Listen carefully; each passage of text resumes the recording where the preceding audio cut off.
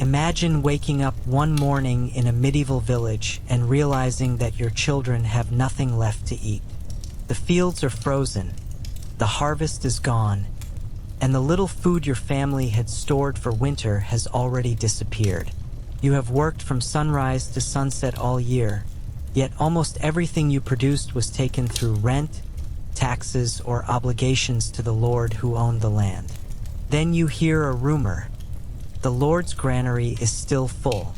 Hundreds of sacks of grain are sitting behind the walls of his manor while ordinary families are slowly starving. That night, you make a decision that could change your life forever. You enter the manor in complete darkness and take a single sack of grain. You are not trying to become rich. You are not trying to rebel. You simply want to keep your children alive. But in medieval society, stealing from a powerful lord was far more dangerous than stealing from an ordinary man. The lord had guards, wealth, authority, and the power to decide your punishment. And by the time the sun rose over the village, the missing grain had already been discovered. The guards were searching for the thief, and they were getting closer. What happened next would show just how brutal life could be for a medieval peasant who dared to steal from the man who controlled his land, his work, and almost every part of his life. Part 1: The Hunger. The winter of 1348 had arrived earlier than anyone expected. A thick layer of snow covered the fields surrounding the small village, and every morning the peasants woke to freezing air and empty stomachs. For families like Thomas's, winter was never an easy season, but this year was different. The summer harvest had been poor, and the little grain they had managed to collect was quickly disappearing. Thomas lived in a small wooden house with his wife, Margaret, and their 2 young children. The walls were thin, the roof leaked, and there was almost no firewood left beside the fireplace. Every evening, Margaret divided what little food they had into smaller portions, pretending she was not hungry so the children could eat more. Thomas knew she was lying. He could see it in her face. Thomas had spent his entire life working the land. From the moment he was old enough to hold a farming tool, he had worked fields that technically belonged to someone else. Each year, he planted crops, cared for the animals, repaired fences, and harvested grain under the authority of the local lord. But when the harvest came, a large portion never reached his family's table. Rent had to be paid. Taxes had to be collected. The church expected its share as well. By the beginning of winter, Thomas was left with barely enough grain to keep his family alive. One night, his youngest child woke crying from hunger. Thomas sat beside the small fire and listened as his wife tried to calm him. There was nothing left to give the boy except a small piece of hard bread. Thomas stared at it for a long time.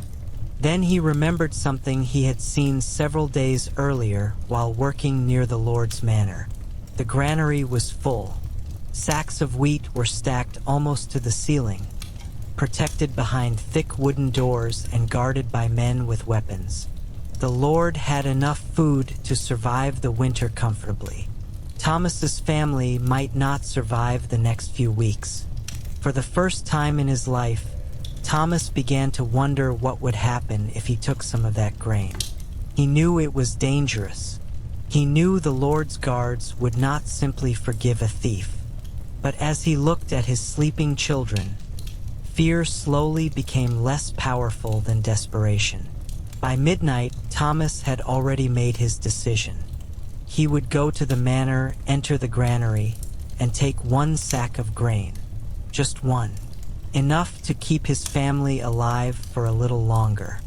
He did not yet know that this single decision would soon place him directly in the hands of the man who controlled his entire life. Thomas waited until the village had fallen completely silent.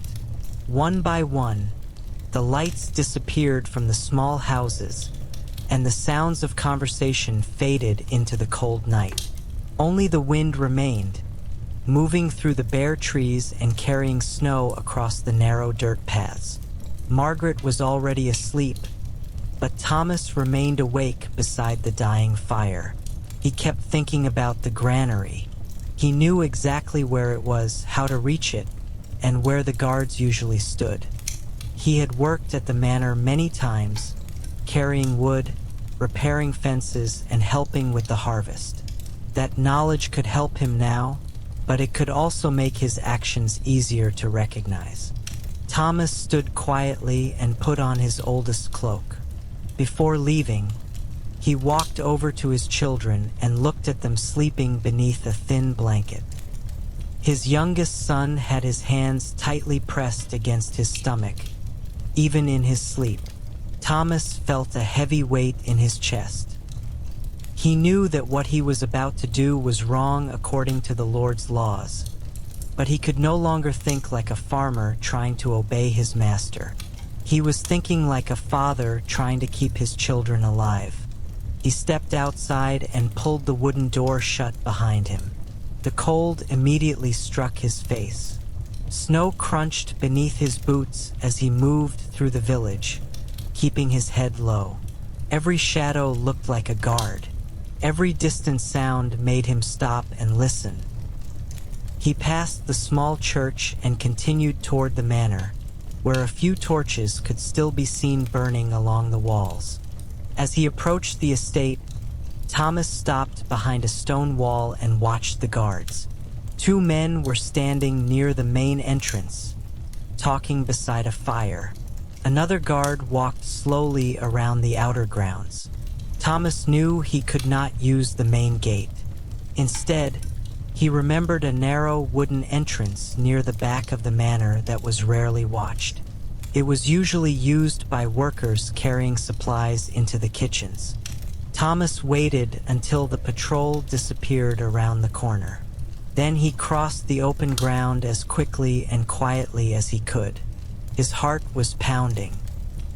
He reached the small gate and discovered that, just as he remembered, the lock was old and poorly secured. For a moment, he considered turning back. He could still return home and pretend this thought had never entered his mind. But then he remembered his son's face. Thomas pushed the gate open and slipped inside the manor grounds. The granary was only a short distance away. He could see its dark wooden walls through the falling snow. He took a deep breath and began walking toward it. With every step, he knew there was no easy way back. If the guards discovered him inside the manor, he would not be treated as a desperate father. He would be treated as a thief who had dared to steal from his lord. Thomas reached the granary and pressed himself against the wooden wall, listening carefully. The wind was strong enough to hide small noises, but he could still hear the distant footsteps of a guard somewhere beyond the manor. He waited until the sound disappeared, then slowly reached for the door. The wooden latch was old, exactly as he remembered. His fingers trembled as he lifted it. For a moment, nothing happened. Then the door opened with a long, quiet creak. Thomas froze. He looked over his shoulder, expecting to see a guard standing behind him. There was no one there. He slipped inside and gently closed the door. Darkness surrounded him. The only light came through a few small gaps between the wooden boards, creating thin lines across the floor. Thomas could smell the grain immediately. It was dry, fresh, and stored carefully against the winter cold. He could hardly believe how much food was inside the building. Hundreds of sacks were stacked along the walls, enough to feed the village for months. Thomas stood silently for a few seconds, thinking about how strange it was that so much food could sit untouched while families outside were going hungry. He moved deeper into the granary and searched for a sack that was small enough to carry. Most of them were heavier than he expected. Finally, he found one that he believed he could manage. He pulled it toward himself, lifted it onto his shoulder, and nearly lost his balance. The weight was painful, but he forced himself to keep moving. Every step toward the door felt longer than the last. Then he heard something. A faint sound came from outside. Thomas stopped immediately. Footsteps. They were slow at first, then closer. Someone was walking across the courtyard. Thomas lowered the sack to the floor and held his breath. Through a narrow gap in the wooden wall, he saw the light of a torch moving across the snow. A guard was approaching the granary. Thomas's mind raced. There was nowhere to hide except behind the tall stacks of grain. He quickly moved into the darkest corner and crouched behind several sacks. The footsteps came closer. The torchlight appeared beneath the door. The guard stopped. Thomas could hear him breathing on the other side. For several seconds, neither man moved. Then the guard reached for the door. Thomas closed his eyes. If the door opened, everything was over. But suddenly, a voice called from across the courtyard. Another guard was asking him something. The man outside turned away and answered. After a brief conversation, his footsteps slowly disappeared into the darkness. Thomas waited. 10 seconds. 20. Finally, he lifted his head. The opportunity had returned. He grabbed the sack again and carefully opened the door. The courtyard appeared empty. He stepped outside and began moving toward the rear gate, carrying the stolen grain against his shoulder. He was only a few dozen steps from freedom. Then, behind him, a voice shouted through the darkness. "Stop!" Thomas froze. The sack slipped from his shoulder and crashed into the snow. He turned around slowly.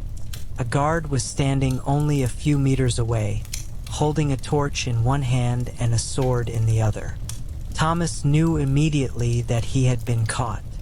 Thomas stood completely still in the middle of the courtyard, his breath visible in the freezing air. The guard pointed his sword toward him and shouted again, demanding that he get on his knees. Thomas slowly lowered himself into the snow, raising his empty hands to show that he carried no weapon. The stolen sack of grain lay beside him, half covered by snow. For a moment, he thought about running. The rear gate was only a short distance away, and if he could reach the village, perhaps he could disappear among the houses. But the guard was already too close, and another set of footsteps could be heard approaching from the manor. Thomas knew that running would only make his situation worse. The guard grabbed him by the arm, pulled him to his feet, and demanded to know why he had entered the Lord's property. Thomas could barely speak. He explained that his family was starving and that he had taken only one sack of grain. The guard did not seem impressed. He told Thomas that the grain belonged to the Lord and that entering the granary without permission was a serious offense. His hands were tied behind his back with a rough rope, and the guard dragged him across the courtyard toward the manor. Thomas kept looking back at the sack lying in the snow. That small sack had been worth almost nothing compared to the wealth of the Lord, yet it had now placed his entire family in danger. Inside the manor, Thomas was pushed into a cold stone room and forced to wait. The guards left him alone for several minutes, but every sound outside made him nervous. He could hear voices discussing what had happened. Someone had already gone to wake the Lord. Thomas knew that the next person who entered the room would not be a guard. It would be the man who owned the land, controlled the manor, and had the authority to decide his fate. When the heavy wooden door finally opened, Thomas looked up and saw the Lord standing in the doorway. He entered slowly, followed by 2 armed men, and looked at Thomas without saying a word. His eyes then moved toward the stolen grain that had been brought into the room as evidence. Thomas lowered his head, knowing that there was no longer any way to hide what he had done. The Lord finally spoke and asked a simple question: "Why did you steal from me?" Thomas looked up and, with a trembling voice, gave the only answer he had: "Because my children were hungry." For a few seconds, the room became completely silent. The Lord stared at him, trying to decide whether he was looking at a criminal who deserved punishment or a desperate father who had made a terrible choice. Thomas did not yet know that his answer would determine what happened next. The Lord remained silent for several moments, staring at Thomas as if he were trying to decide what kind of man stood before him. Thomas kept his head lowered, his hands still tied behind his back. Finally, the Lord stepped closer and asked how many times Thomas had stolen from the manor. Thomas immediately shook his head and said it was the first time. He explained that he had not taken money, tools, clothing, or anything valuable. He had taken only grain because his children had gone hungry. The Lord listened without interrupting, but his expression did not soften. He asked Thomas how many other villagers knew about the granary and whether anyone had helped him enter the manor. Thomas insisted that he had acted alone. He knew that if he gave another person's name, an innocent family could suffer because of his decision. The Lord walked toward the table where the stolen sack of grain had been placed. He opened it and let a handful of wheat fall slowly through his fingers. Then he turned back toward Thomas and reminded him that the grain was not simply food sitting inside a building. It had been collected from the fields as part of the peasants' obligations to the manor. The Lord argued that if every hungry villager decided to take what they wanted, his stores would disappear before winter was over. Thomas wanted to argue that the granary was full while his children were starving, but he knew that speaking against the Lord could make his situation even worse. Instead, he remained silent.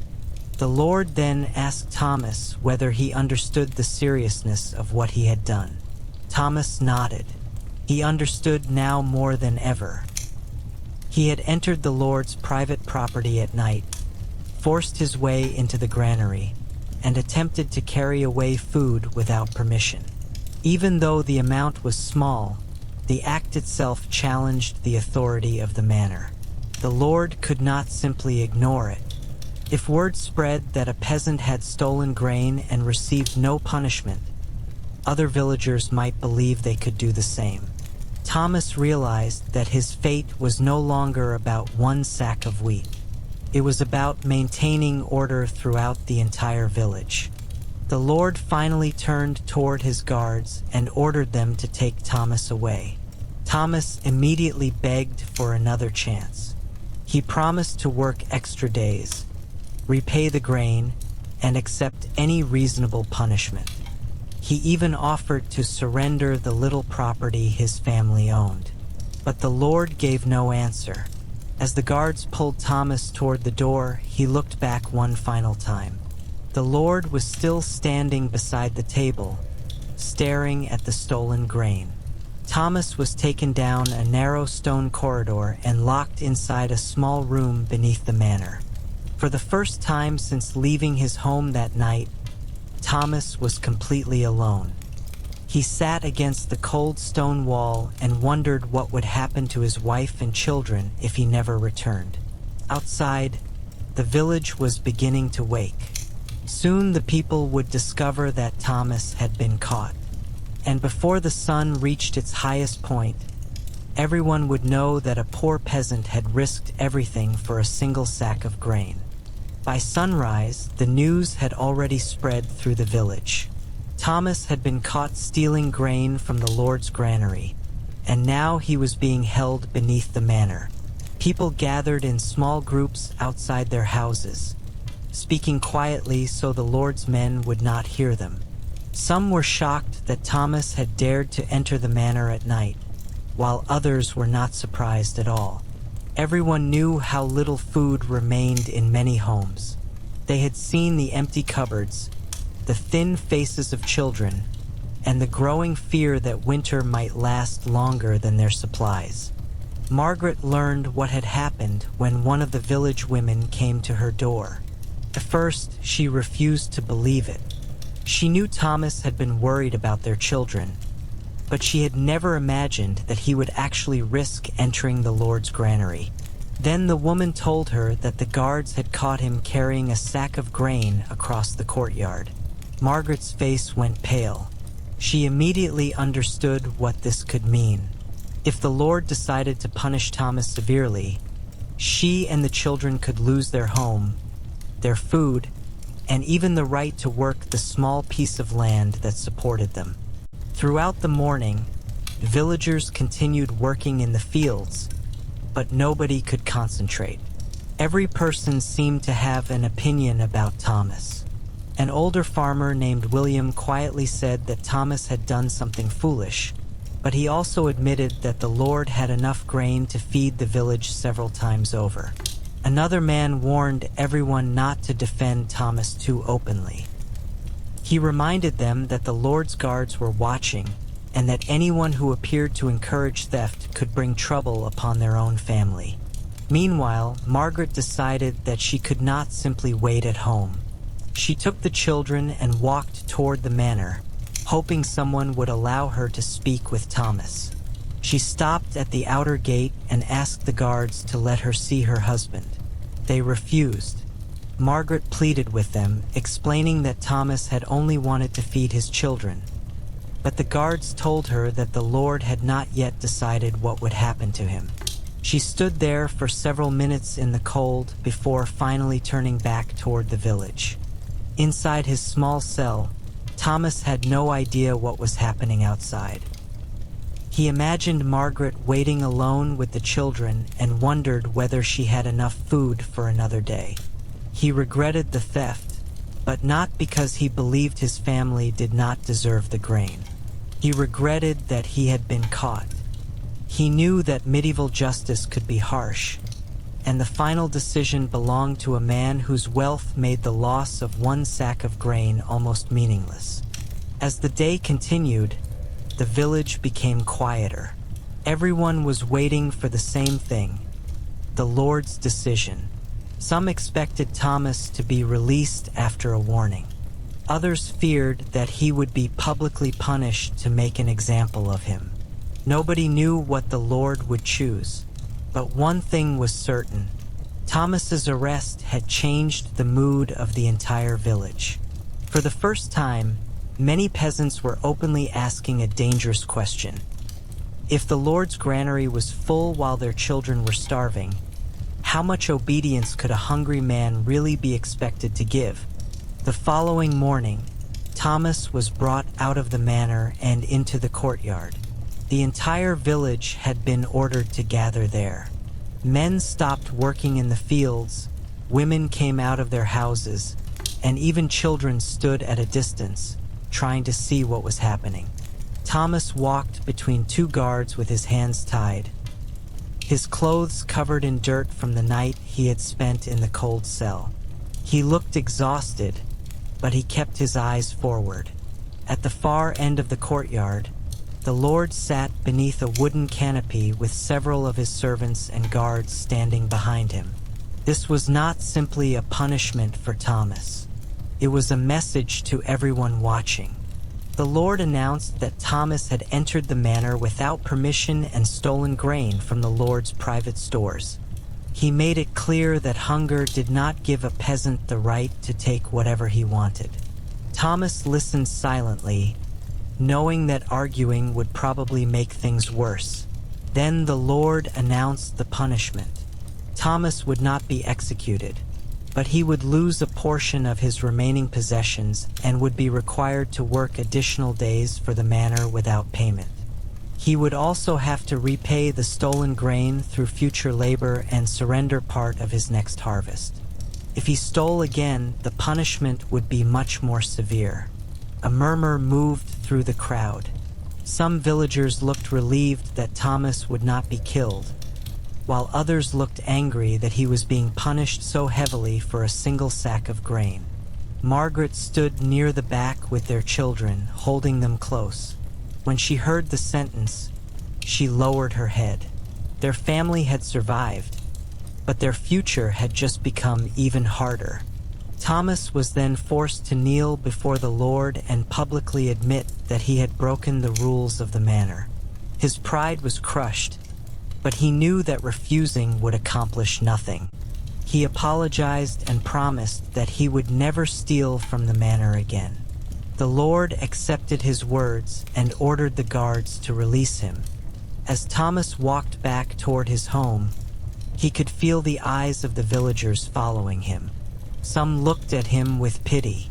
Others looked away, afraid of being associated with him.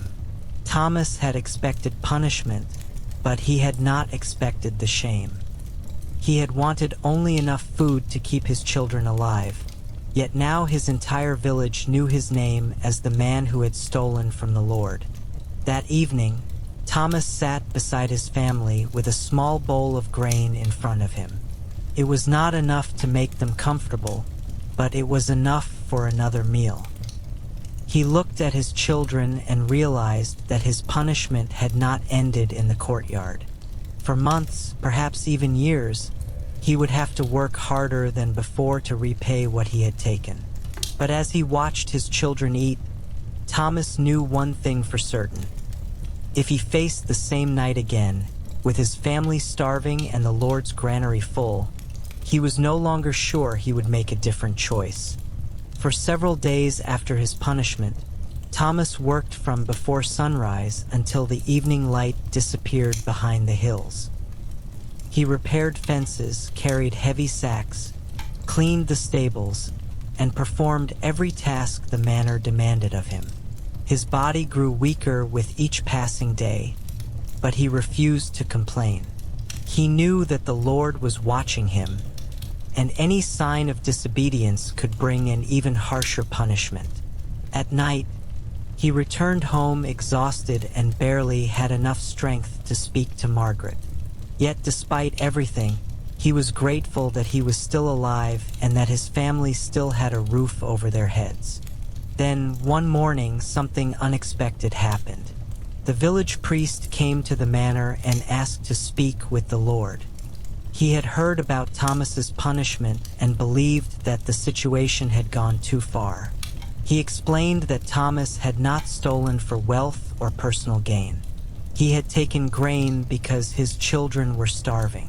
The priest reminded the Lord that a ruler was expected not only to punish those who broke the law, but also to show mercy when circumstances demanded it. The Lord listened carefully but did not immediately agree. The priest then made another argument. Several families in the village were suffering from the same hunger. If the manor continued taking large portions of the harvest while the villagers had nothing left to eat, desperation could eventually spread. A single thief could be punished, but an entire hungry village was much harder to control. The Lord understood the danger. He had soldiers and guards, but even a powerful lord depended on the peasants to work the land and produce the food that supported his household. Later that afternoon, Thomas was brought before the Lord once again. He expected another punishment, but instead the Lord told him that some of his debt would be reduced. Thomas would still have to complete his required labor, but he would be allowed to keep a little more of his next harvest for his family. The Lord also ordered that some grain from the manor stores be distributed to the poorest families in the village. Thomas could hardly believe what he was hearing. He thanked the Lord, though he knew that this was not an act of complete kindness. The Lord had his own reasons for changing the punishment. He wanted to prevent further theft and keep the village under control. Still, for Thomas, the decision meant that his children might survive the winter. When Thomas returned home and told Margaret what had happened, she could hardly believe it either. They had expected their lives to become much worse after the theft. Instead, they had been given a small chance to recover. But Thomas understood something important. His freedom had come with a price, and his future was still controlled by the manor. He had escaped the worst possible punishment, but he would spend many months paying for the night he entered the granary. And as winter slowly began to fade, Thomas wondered whether the village would ever forget what had happened, or whether his desperate act would become the beginning of something much larger. As winter slowly came to an end, life in the village began to return to normal. The snow melted from the fields, the roads became muddy, and peasants once again prepared the land for planting. For most people, the changing season brought hope. For Thomas, however, it meant the beginning of his debt. Every morning, before the sun appeared over the hills, he walked toward the manor to complete the extra labor ordered by the Lord. He worked longer hours than the other peasants, carrying heavy sacks, repairing wooden fences, cleaning the animal stalls, and preparing the fields for the coming harvest. The work was exhausting, but Thomas accepted it without complaint because he knew exactly what would happen if he failed to repay what he owed. At first, the other villagers avoided talking to him about the theft. Some were embarrassed for him, while others were afraid that the Lord might think they supported what he had done. But slowly, people began speaking to Thomas again. An old farmer once approached him while they were working in the fields and quietly told him that he understood why he had stolen the grain. He admitted that his own family had gone hungry that winter. Thomas did not answer immediately. He simply looked across the fields and realized that his situation had never been unique. Many of the people around him were only one bad harvest away from making the same desperate decision. At home, things remained difficult. Margaret carefully measured every handful of grain, making sure nothing was wasted. Their children were healthier now, but they were still eating simple meals. Thomas often returned home with his hands covered in dirt and his back aching from the day's work. Sometimes he sat outside their small house after sunset, staring toward the distant manor. He could see the tall walls rising above the village, a constant reminder of the power that controlled their lives. Inside those walls were stores of food, valuable goods, weapons, and everything the Lord needed to survive comfortably. Outside were hundreds of people whose survival depended on the land. One evening, Thomas noticed several villagers secretly exchanging food near the edge of the village. One family had more grain than they needed, while another had almost nothing. Without asking for payment, they quietly shared what they had. Thomas realized that the villagers had developed their own way of surviving. They could not challenge the Lord openly, but they could help one another when times became difficult. Thomas began doing the same. Whenever his family had a little extra food, he shared it with someone who needed it. Months passed, and the memory of the theft slowly became less painful. Thomas never forgot the night he entered the granary, but he also stopped seeing himself simply as a criminal. He had made a desperate choice, suffered the consequences, and survived. More importantly, he had learned how fragile life could be for an ordinary peasant. A single failed harvest, a harsh winter, or an unexpected tax could push a family toward starvation. By the time the first signs of a new harvest appeared, Thomas had nearly completed his punishment. He was tired, poorer than before, and still bound to the land, but his family was alive. For him, that was enough. Yet something had changed inside the village. People had begun to realize that the full granary behind the manor walls represented more than food. It represented the enormous difference between those who controlled the land and those who worked it. And Thomas's stolen sack of grain had made that difference impossible for them to ignore. By the beginning of autumn, the fields surrounding the village had turned golden. After months of hard work, the wheat was finally ready to be harvested. For the peasants, this should have been a time of relief, but Thomas knew that the harvest also meant something else. It was time to repay the debt he had taken on the night he stole from the manor. From the moment the first sickle cut through the wheat, Thomas worked harder than almost anyone around him. He rose before sunrise, walked to the fields in the darkness, and continued working until his hands were too tired to close properly. Every bundle of wheat he carried reminded him of the sack he had once taken from the Lord's granary. The harvest was better than the previous year.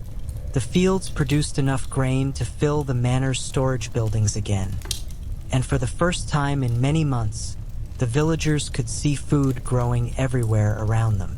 But Thomas knew that most of it would never belong to his family. As the grain was collected, the Lord's officials carefully measured each portion. Taxes were taken first, followed by rent and other obligations. Thomas watched cart after cart carry grain toward the manor while his own family waited to see what would remain. One afternoon, Thomas noticed something that made him stop working. A young boy from another family had collapsed in the field.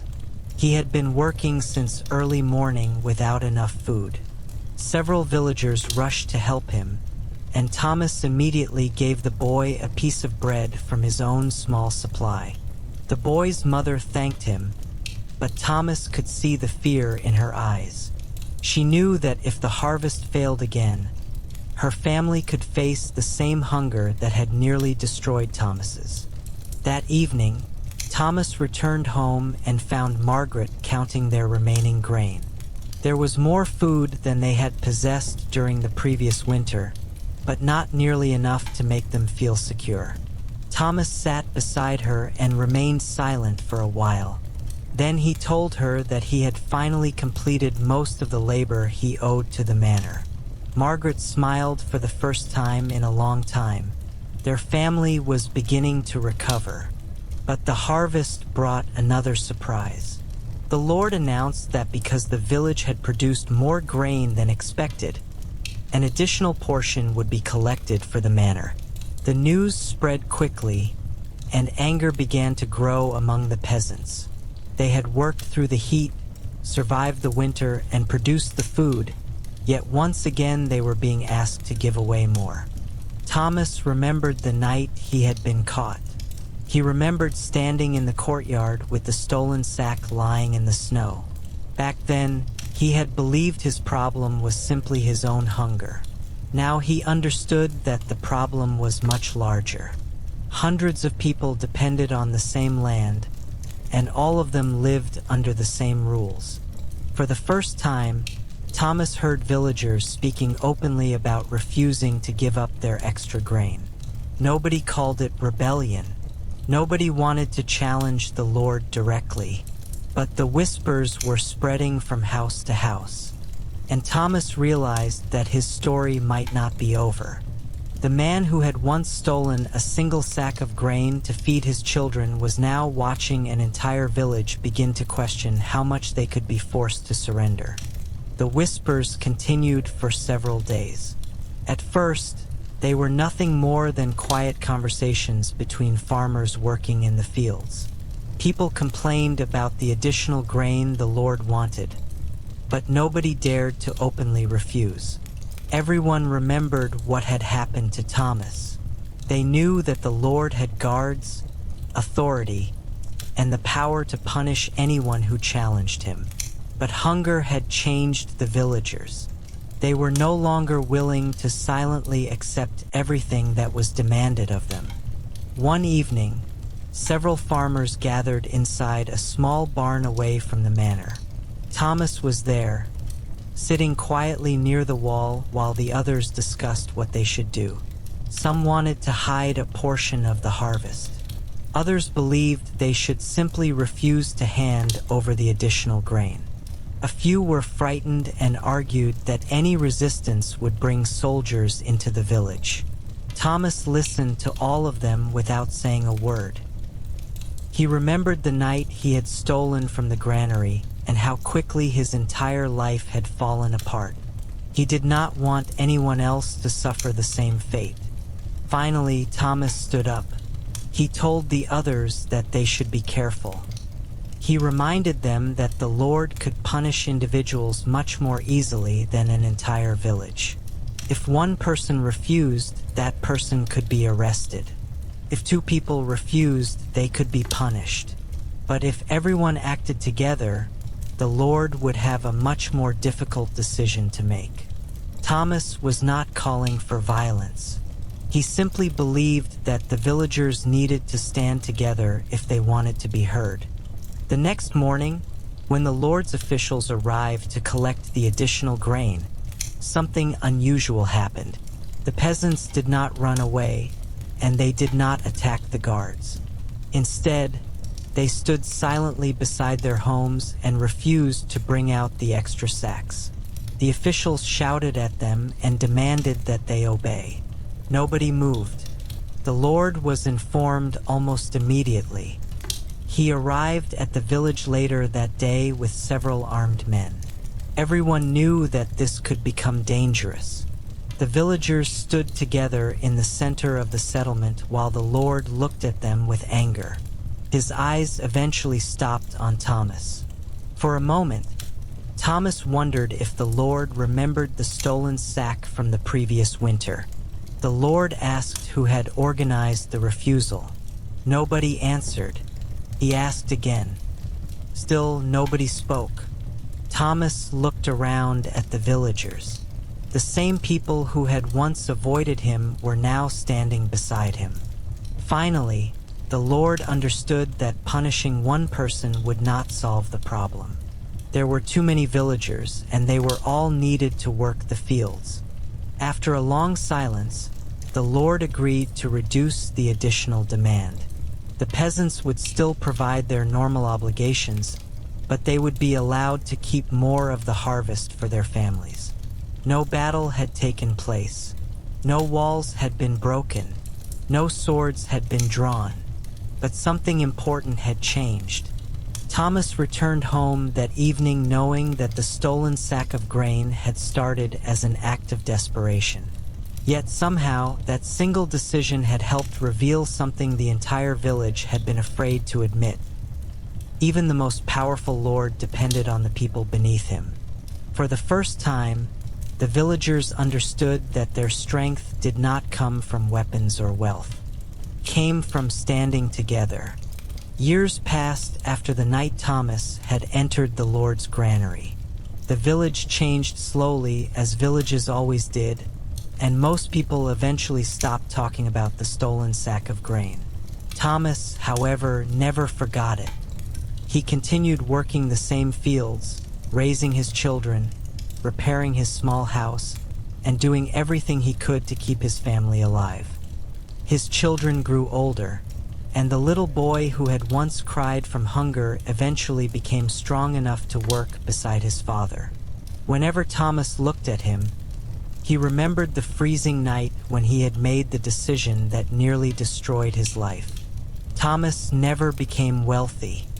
He never owned the land he worked, and he never escaped the difficult life of a medieval peasant. But his family survived. That was what mattered to him. He had learned that survival in medieval Europe was rarely about strength or courage alone. It depended on harvests, weather, luck, and the decisions of people who possessed far more power than ordinary villagers. One bad winter could destroy a family. One unexpected tax could empty a household. And one desperate decision could change everything. Sometimes, years later, Thomas would walk past the manor and see the same granary where the story had begun. The building still stood behind its wooden walls, filled with grain during good harvests. He would remember carrying that heavy sack through the darkness, hearing the guard shout behind him, and believing that his life was over.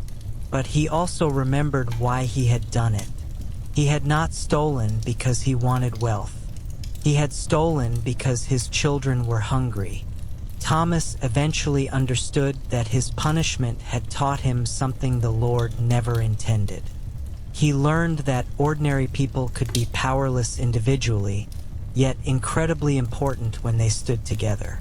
The village had discovered the same lesson when they refused the additional grain. They had not defeated their lord, and they had not destroyed the system that controlled their lives.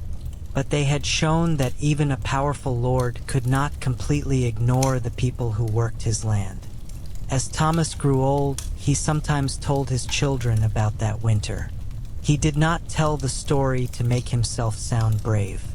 In fact, he always admitted that he had been terrified. He told them that he had made a dangerous choice because he believed there was no other choice left. Then he would remind them that the most valuable thing he had learned was not how to steal without being caught. It was how quickly hunger could turn an ordinary person into someone willing to risk everything. The stolen sack of grain had been worth very little to the Lord, but to Thomas and his family, it had meant another few days of life. And that is what makes stories like his so revealing.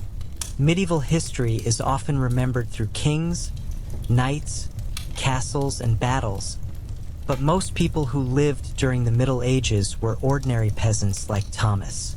They worked the land, raised families, paid what they owed, and struggled to survive when times became difficult. Thomas's story ended without a crown, a battlefield victory, or a legendary hero's reward. He simply survived. But sometimes, surviving was the greatest victory an ordinary person could achieve. The sack of grain he stole disappeared long ago, the manor eventually changed hands, and the people who punished him were forgotten. Yet the choice he made on that freezing night remains a powerful reminder of what hunger, desperation, and the will to protect a family could drive a person to do.